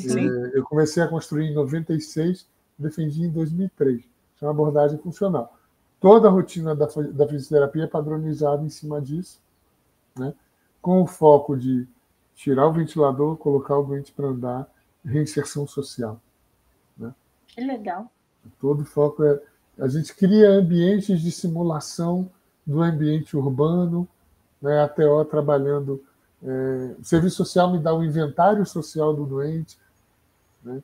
Distância da casa até o ponto de ônibus, o meio de transporte, a mobilidade urbana dos municípios que a gente atende, tudo isso a gente considera, faz simulação, né? A Fisio, a Fono, a TO, todo mundo junto. Faz simulação para que o cara se reinsira mais rápido no trabalho, na vida, né? Interessante. E hoje eu estou até aqui com um programa, a gente tem um programa, está aqui, Saúde em Primeiro Lugar, que é para ascensão básica, né? Em Caraguatatuba, a gente tem o hospital que a gente gerencia e o Instituto faz a gestão de um programa gratuito, né? A gente é filantrópico, então vai lá para atenção básica. Então, pegar o agente de saúde, trabalhar com ele, rastrear a população com testes funcionais. Tem muito fisioterapeuta envolvido nisso. Um colega que também acho que vale a pena vocês conhecerem, o Luiz Roggiarini Júnior, que agora está em Pelotas, está fazendo isso na cidade inteira. Então tem muita gente, só com idoso, né? A ideia agora é atuar na atenção básica para desonerar a alta complexidade. Pô, sensacional. Se a atenção básica for bem feita, o terciário vai ter muito menos demanda, sem dúvida. Deixa eu pedir uma coisa, associando dois assuntos que a gente conversou recente. Nesse sistema que vocês trabalham hoje, tem alguma ferramenta de IA que vocês conseguiram implementar que, né, junte tudo isso que você falou, do serviço dos outros profissionais ali, de monitorar desde distância do ponto de ônibus e N outros dados que vocês devem ter para tentar maximizar a qualidade de vida do usuário? Usam algum sistema? De IA, ainda não. Vamos fazer relatório, algumas coisas assim. Na interação, né? O que a gente criou é a telereabilitação. Tá? Certo. Tem duas vertentes. A assistencial, como a gente trabalha com realização de tarefa. Tem uma compreensão um pouquinho diferente, né? Aí não tem como não ser técnico. Eu tenho metas de permanência de 5 dias. A passagem do sujeito, a jornada dele dentro do hospital, a meta de permanência é de 5 dias. Então, o que eu consigo entregar com 5 dias? Será que eu consigo entregar força? Será que eu não consigo nada disso? Então, toda a base do racional que eu atuava com fisioterapia, eu tenho que deixar quieto num cantinho e pensar outra coisa. E eu falei, bom, o que existe com o meu doente? Um apagamento sensorial. Então, é muita estimulação sensorial, muita simulação. Com o objetivo, e aí sim, qual é a tarefa essencial para a fisioterapia exercer aqui? Sentar, levantar e andar. Você vê que hoje no mundo, Nova Zelândia, Austrália, todo mundo indo nesse caminho. Os testes de avaliação, as grades de avaliação de desempenho, está tudo nesse caminho. Sim. Então a gente começa a ir por aí também. E pegou metas comunitárias. Os caras, em populações, Estados Unidos, os caras mediram assim, qual a distância caminhada de um sujeito que tem independência em comunidade, os 7 dias da semana. E aí pegou 140 mil pessoas. E aí pegou uma média de, sei lá, 600 metros. É legal. Com que velocidade? 1 metro por segundo. E um outro louco lá viu assim, quantas vezes o sujeito senta e levanta por dia. Aí eu pego aqui, olha, estou em supino, vou posição sentada na cama para de pé para caminhar, passa por todas essas fases. A gente pegou essas tarefas que tem métrica de independência comunitária e transformou em dose. E aí replica isso. Igual para todo mundo? Estamos falando da mesma espécie. Mas se o cara teve um AVC, sim, para ter independência comunitária, ele precisa da mesma distância, Sim. Ele precisa da mesma velocidade. Eu posso colocar um monte de órtese nele, ou um dispositivo de auxílio, para que ele vá. Colocando o dispositivo de auxílio, um ventilador. O ventilador é um grande facilitador dessa progressão, né? E aí começamos com isso há 15 anos. Né? Hoje já tem um substrato muito forte nesse grupo. Então, está bem, bem bacana. E aí, algumas, assim, não sei nem se eu chamo de fantasia, mas alguns conceitos a gente revisitou, não é? E começa, olha, É o tal negócio, né? Você pegar desmame do ventilador. Ninguém conseguiu provar que eu desconectar e botar em tubo T, como a gente fazia lá anos 70, 80, 70 nem eu, né? Mas início dos anos 80, que eu tenava vai ser melhor. Que o meu ventilador, que é um avião, vai ser melhor do que o outro, que é uma moto. Então a gente começa a impactar fortemente no custo, começa a simplificar muito a forma de assistência e vai avançando, e sempre buscando aprimorar isso. Muita dança como multitarefa, a gente trabalha muito com dança. Os hospitais, só um até agora que não tem faixa de pedestre para fazer simulação de atravessar a rua. Então, muito legal. E vai com ventilador. E eu peço, traga uma bicicleta da tua casa, bota um colega da física ou uma TO pedalando aí no meio. Quanto mais gente andando, melhor, porque simula mais a rua. E aí, assim, está bastante satisfeito com o resultado. A gente consegue medir, né? Qual percentual da minha população volta ao trabalho, em que tempo, quem é essa pessoa. Então, a gente impacta na previdência social, no sistema de saúde, na mobilidade urbana. Então, a gente consegue colocar a fisioterapia num patamar de discussão que é um pouquinho diferente, né? Tudo objetivando resgatar, não é? Resgatar o valor, não da fisioterapia, do fisioterapeuta. Eu, quando vim morar na Bahia, a média, 30 e poucos anos atrás, a média que a turma ganhava, que trabalhava em CTI, era $5.000. Tá? Hoje, a média nacional, não sei se chega a 1.000.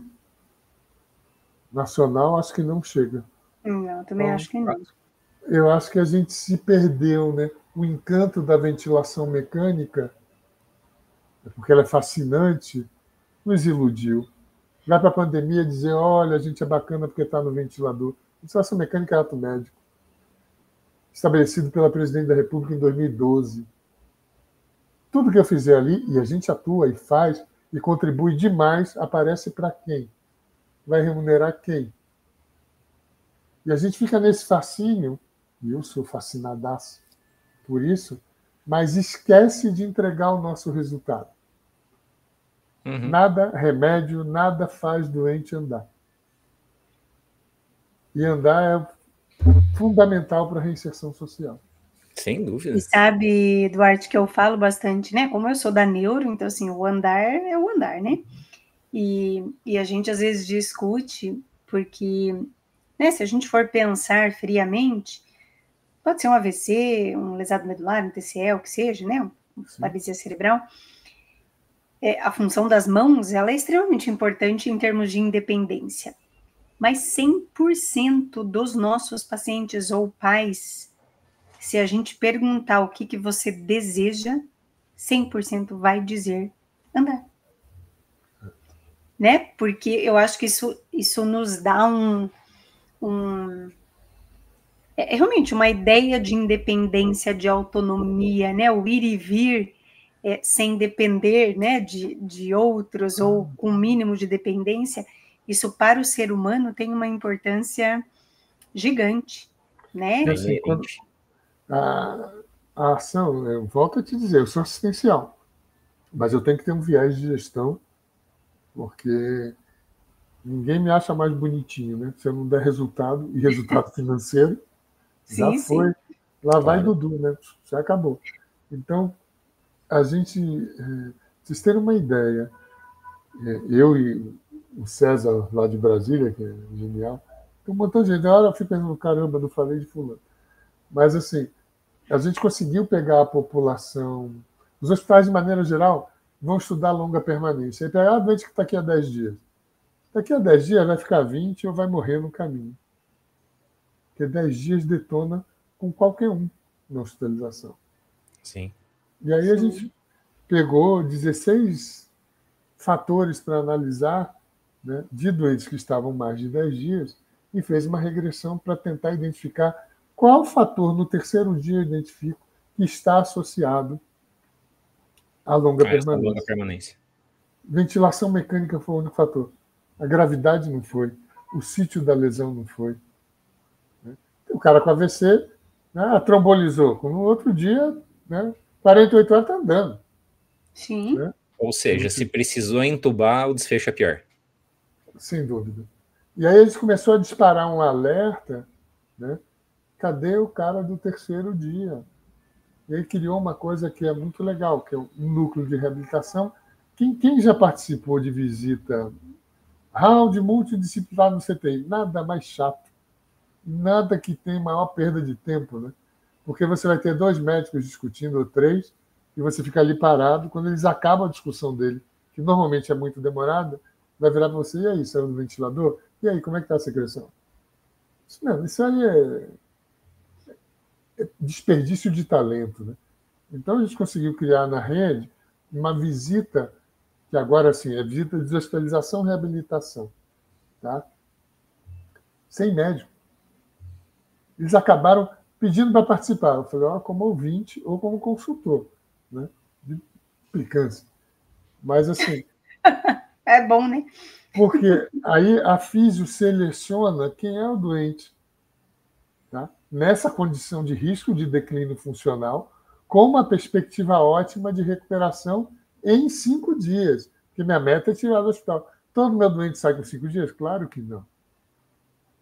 Mas se não tiver 80% desses doentes saindo, o Estado vai lá e glosa o meu contrato. Então tem um foco muito grande em fazer isso. E aí a gente senta, a físio seleciona e discute todo mundo junto. Né? Físio, fono, TO, serviço social. O que a gente pode fazer para mudar isso aqui? Duarte, e é baseado em medida objetiva? O declínio?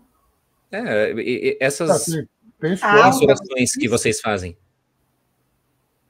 Como assim? Não entendi. Porque a gente está falando de identificar e propor intervenção. Certo. Eu estava te falando, a gente trabalha com dose dia. O que faz? Onde é que está a personalização? No fracionamento. Dona Maria aqui, vamos andar 600 metros. Vou 600 metros, valeu, fica aí. Seu José, eu tenho que fracionar em 4 caminhadas de 50 metros, parando, levando cadeira de roda, registrando o ventilador, e repetir isso 4 vezes no dia para dar os 600 metros. Aí é que vem a personalização. Quando você fala em estratificado, em medida... Como foi a pergunta que você fez? Objetiva. Isso, se são medidas objetivas que vocês têm, só para, assim, saber... A intervenção ou o score? A gente tem um score que faz um teste. Por exemplo, a progressão de sentar, sair da cama e ir para uma cadeira. Tem teste de equilíbrio de tronco, a gente não faz transferência passiva para ter que amarrar doente em cama, em poltrona, não rola. A gente faz muita perturbação postural com ele na cama, perna pendente, maior parte do tempo em perna pendente, muita prancha ortostática, estimulação intraoral, né, estimulação termotátil, para acordar o sujeito. Perfeito. Tá? Tem equilíbrio de tronco, aí tem um teste lá com 5 níveis, nível 3, já permite a transferência. Porque ele vai ajudar, ele controla o tronco por um determinado tempo. Transferência cadeira. Foi para a cadeira? Sentar, levantar. Se vai precisar de ventilação, se vai associar eletroestimulação, fez, para poder ativar isso, aí é personalizado. Vamos embora. Teste sentar, levantar de velocidade. Maior que 14 segundos, ou vai para o andador com descarga parcial de peso, ou vai com 2, depende da instituição que eu tiver. A instituição é uma só, mas a unidade. Né? Sim. Não tem em todas as unidades. Ou 2 pessoas, de 10 a 12 segundos em velocidade sentar, levantar. E vai sozinho, com orientação. Se o teste de velocidade de marcha me der acima de 0,8, a atuação é como educador na hora do CTI. Ele está de alta, recebe uma orientação, vai ser checado em 2 dias. E aí vai. Cada fase tem um teste, o resultado do teste indica a linha terapêutica que a gente vai fazer. Sim. A dúvida era essa mesmo, porque daí vocês conseguem traçar melhor o prognóstico de cada um. Né? Aí é equilíbrio de tronco, sentar, levantar a velocidade de marcha de teste de 10 metros. Sensacional. Sensacional mesmo. Isso aí Agora eu tinha estou que ser estudando. implantado em vários serviços, né? Oi? Se isso pudesse ser implantado em vários serviços, seria Eu não quero espetacular. meus Não, e eu concorrentes digo, mortos, não. não, mas você vem, mas é porque assim, essa sempre eu falo para, né, quem me conhece mais sabe que uma discussão grande que eu tenho é isso, assim, sabe? De como a gente não tem na fisioterapia, pelo menos voltada à minha área, né, que eu tenho mais acesso, essas padronizações, sabe? Assim, eu acho que falta tanto esses indicadores, sabe, em Sim, e tantos essa, pontos. e essa é a gestão eficiente do dinheiro público. Tem, Assim, o nosso tem, dinheiro bem sabe? gasto. Tem outros problemas. Por exemplo, de vez em quando eu tenho processo de colega que diz que ele é obrigado a fazer a conduta. Não, não é. Ninguém é obrigado a fazer nada. Né? Nada. Eu não posso impor nada a ninguém. Agora, o cara é contratado, ele é contratado para fazer. Isso tem uma questão jurídica que a gente está vendo muito forte. Eu tenho uma rotina do instituto. Eu não posso deixar o João chegar lá e fazer o que quer com o meu doente. Sim, Claro, isso é uma empresa, Não é né? tão claro, não, viu? rotina do serviço. Não é tão claro, não. Mas Não é sabe, tão Duarte, claro. eu acho que Precisa se respaldar muito. mas Imagino. aí eu acho que é um pensamento, infelizmente, muito também aqui do Brasil, sabe? Sim, Porque quem já foi para fora, vai para os Estados Unidos, claro. vai para o Canadá para ver se Imagina. os Você não dá um serviços. passo, né? Exato, e não é que, eu não posso pensar. Não, filho, as pessoas já estudaram e já pensaram que funciona. Não, e assim, a gente dá diretrizes e metas de desempenho. E tem um programa. Bom, a gente trabalha com diagnóstico, né, funcional, que não é o do Sim, Conselho Federal. Né? Tanto, classificar, né, uma classificação de mobilidade validada, feita por enfermeiras americanas, validada aqui. Então, vamos lá, olha, classificação funcional está nível 3A. Então, a atividade, o objetivo da atividade é essa, a atividade é essa aqui, e o número de vezes é esse. Essa é a rotina. Mas está cerceando o meu direito de exercer a profissão. Isso que eu ouço. Ouço não, isso que o Conselho de São Paulo me chamou para responder. Eu falei, caramba, complexo. Eu não posso impor nada a ninguém. Mas eu também não sou obrigado a trabalhar com o que eu não quero. Né? Exato. exatamente. E aí a coisa vai se ajustando. Né? Mas Difícil, né? é o não fazer. Infelizmente, ainda tem uma parte da categoria que investe muito e gasta muita energia para não fazer. Isso que tem em todo lugar, né? Em todas as áreas. Tem. Mas a gente é muito, muito punk isso. E uma coisa, você está falando de neuro, né? Eu tenho uma amiga querida, chama Cláudia Bastarrica, uma gaúcha que está na Bahia há muitos anos. Trabalhou comigo na Beneficência. E como eu falava, Claudinha, por mim o cara pode andar mexendo com a orelha, precisa que ele ande. Né? Pode ser a orelha que está puxando o pé dele para frente, eu quero que ele ande. Ela falou, não. Né? Eu falei, como não? Não, porque ele vai aprender um padrão de marcha inadequado. Que, assim, tarefa de pegar alguma coisa. Primeiro você trabalha aqui, encaixa a cabeça, não sei de onde. Só para ensinar isso já é um inferno. Né? E o córtex, ele vê a tarefa, pegue o copo. Né? Tá bom. E eu ficava me consumindo, que eu deixei meus dentes do sequelado de AVC no hospital, né, que era a minha meta. Assim, a gente tem isso tabulado, então a necessidade de home care a gente reduz em mais de 30%. Porque o doente consegue caminhar com auxílio, sei lá como for, com ventilador, e vai para um ambulatório. O impacto disso no custo é absurdo. Né? No sistema de saúde é absurdo. Claro. E aí foi, até que eu encontrei um anjo na minha vida que chama Nildo Ribeiro, que é um cara também de neuro, que foi, quando eu falei dessa angústia, ele me disse assim, Eduardo, mas ele pode reaprender. Mesmo que ele tenha assumido um padrão errado, mas eu não sabia, mesmo que ele tenha assumido um padrão errado, fiquei anos sendo torturado por isso. Ele pode reaprender um novo padrão. Lá no consultório, vai levar um tempo que eu não tenho. Então, assim, não, mas ele tem pouco, o controle de tronco, o quadril está para o lado, fica sentado, morre. Vai É isso que morrer. eu ia te dizer, mas eu acho que a gente evoluiu muito na neuro também, né, Duarte? A gente Assim, veio isso de que eu uma estou falando, época que a tem gente. muitos anos. E a gente nem acreditava lá atrás que os pacientes pudessem, de fato, se recuperar, né? Então, assim, a gente mudou muito. E eu acho que hoje a nossa visão, ela é esta.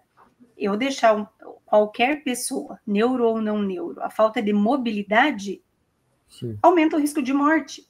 Ponto final. Então, a Teria uma gente qualidade do movimento que a lesão estrutural não vai permitir naquele momento, que você leva, sei lá, meses a anos para resgatar, é perder a oportunidade de dar isso. autonomia, de dar independência. Né?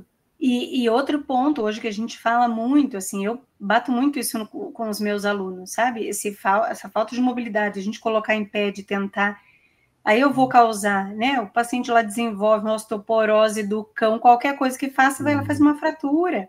Então, assim, essas coisas a gente precisa evitar, né? Isso, e é bem isso hoje. E o treino, aí a gente vai, daí você tem tempo na atenção secundária, Claro.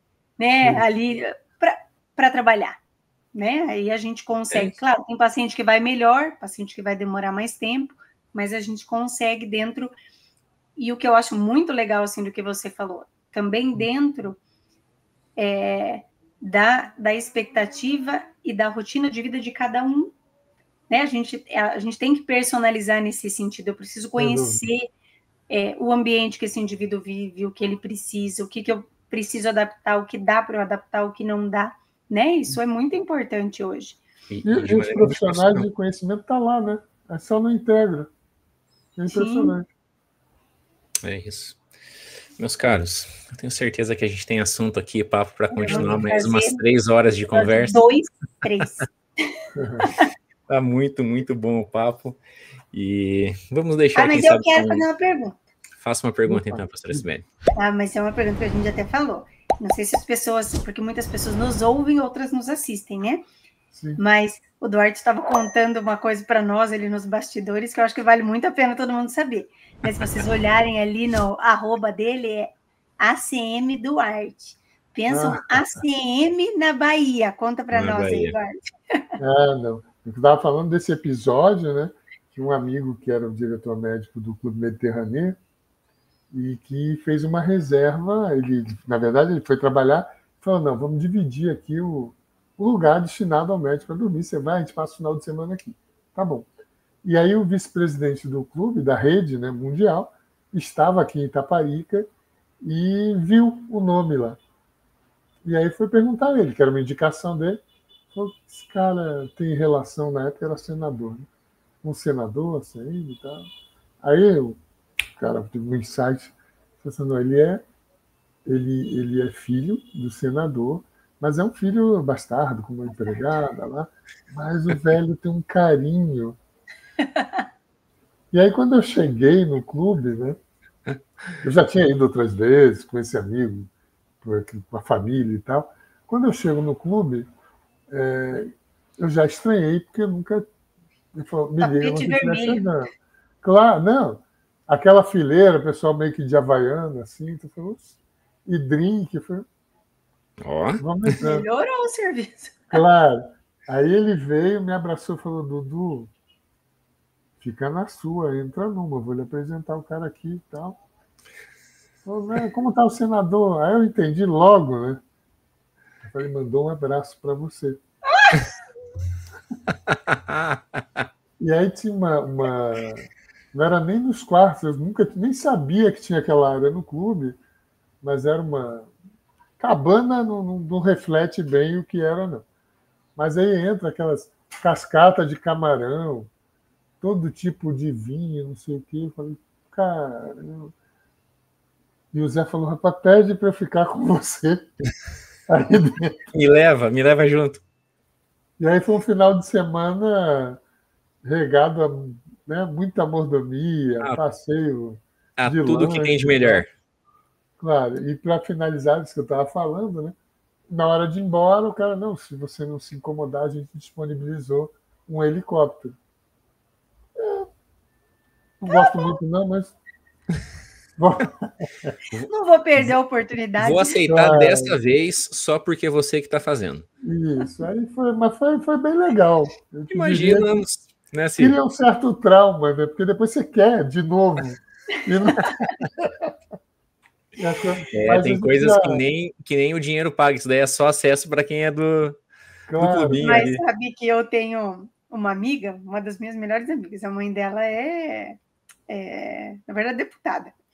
Mas elas são muito bacanas, assim, ela tem um grupo de amigas, né, umas senhoras, que daí viajam todas juntas, fazem uma viagem por ano, e elas contam que daí as amigas pegam muito no pé dela por ela ser política, né? Aí ela falou que agora ela já nem liga mais, mas diz que toda viagem elas inventam. Ela é governadora do Paraná. Claro. Ela diz que teve uma viagem de alguns anos. Ela trabalha, acho que é da Polícia Federal, junto com o Sérgio Moro. Aí ela falou, e assim, a vantagem é que a gente sempre ganha um monte de coisa. Porque as pessoas daí querem agradar, acham que é famoso, tudo, então diz que elas super aproveitam. Mas é bem legal. E tem umas coisas só para a gente também.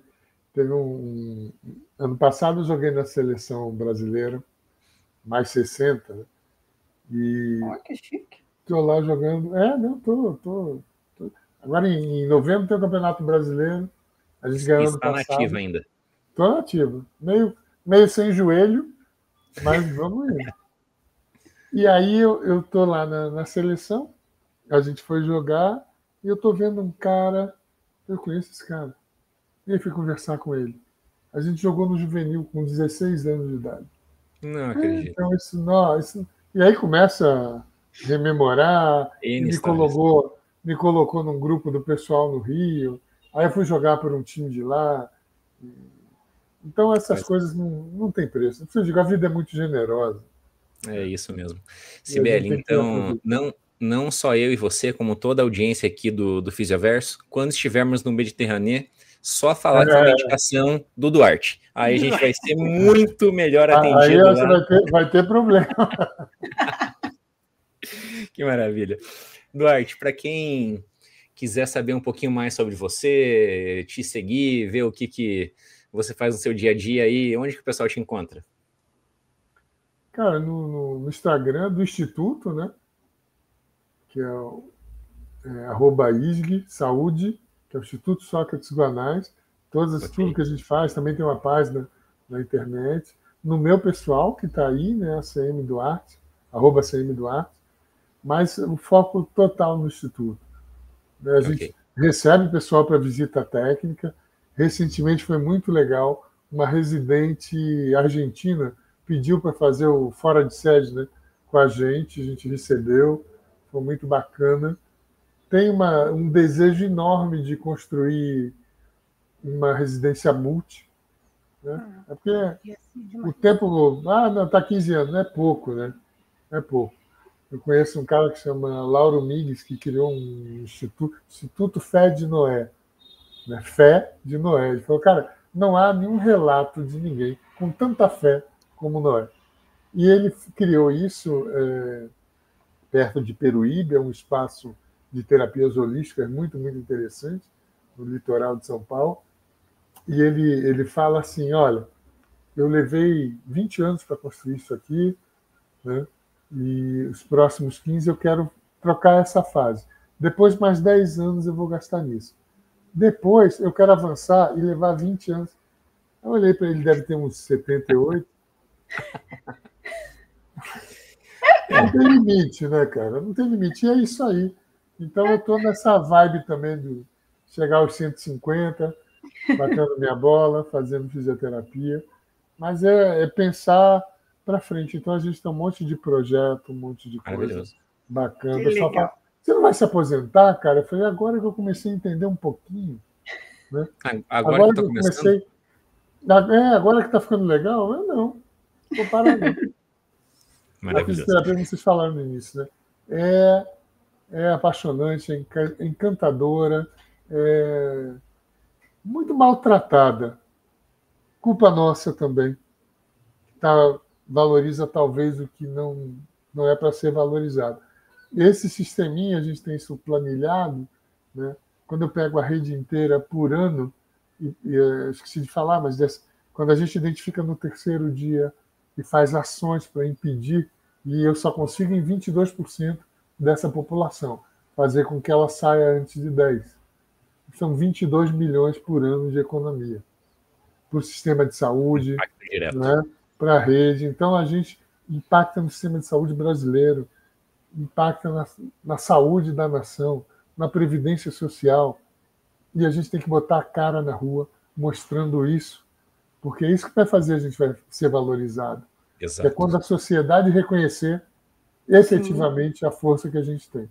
E não é tocando ventilador, não passa por aí no sentido de facilitar esse processo, mas achar que, né, fica tudo certo é um caminho, uma escolha não muito boa, que já aconteceu, né?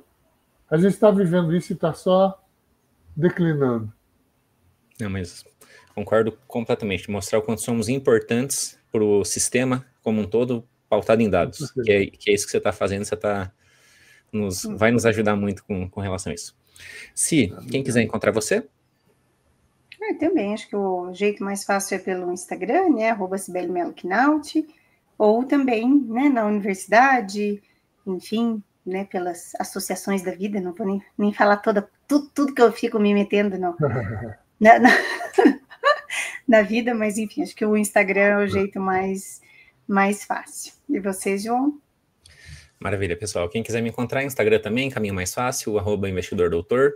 Tenho certeza que você vai gostar das dicas que você vai encontrar lá, porque é importante você cuidar da sua saúde financeira, não se esqueça disso. Duarte, muitíssimo obrigado pelo tempo que você disponibilizou para o Fisioverso. Como você mesmo falou, a nossa profissão é tão maravilhosa, né? Às vezes um pouquinho descuidada, um pouquinho por parte de nós, um pouquinho por parte da sociedade e assim por diante, mas estamos aqui para tentar trazer histórias que inspirem tanto acadêmicos quanto profissionais, e tenho certeza que a tua história foi mais uma dessa que muita gente está agora parando, pensando, raciocinando, e é isso que a gente quer mexer com o pessoal. Então, tenho certeza que a tua participação aqui foi super importante para isso. Muito obrigado por ter vindo e aceito o nosso convite. Eu que agradeço, uma honra enorme, e espero ter contribuído. Contem sempre comigo. Demais. Foi muito bom, e tenho certeza que a gente teria aqui assunto para, nossa, mais um tempão. Né? Eu e o João, a gente está ensaiando, o Duarte, muito de fazer alguns presenciais, né? Então espero que um dia a gente consiga colocar isso em prática, que a gente consiga te encontrar pessoalmente, né? Para continuar aí as conversas. Mas agradeço, né, de coração por você ter disponibilizado um tempinho aí para nós. E como o João falou, tenho certeza que quem ouviu adorou e está aqui com várias coceirinhas, né? Pegando um pouquinho da tua inquietude e pensando o que pode fazer para melhorar um pouquinho a nossa profissão e cuidar um pouquinho mais dela, né? Já que a gente já assumiu aqui que às vezes somos meio descuidadinhos. Mas obrigada de coração. Vamos para a nossa saudação final? Então vamos lá. Bora. 3, 2, 1.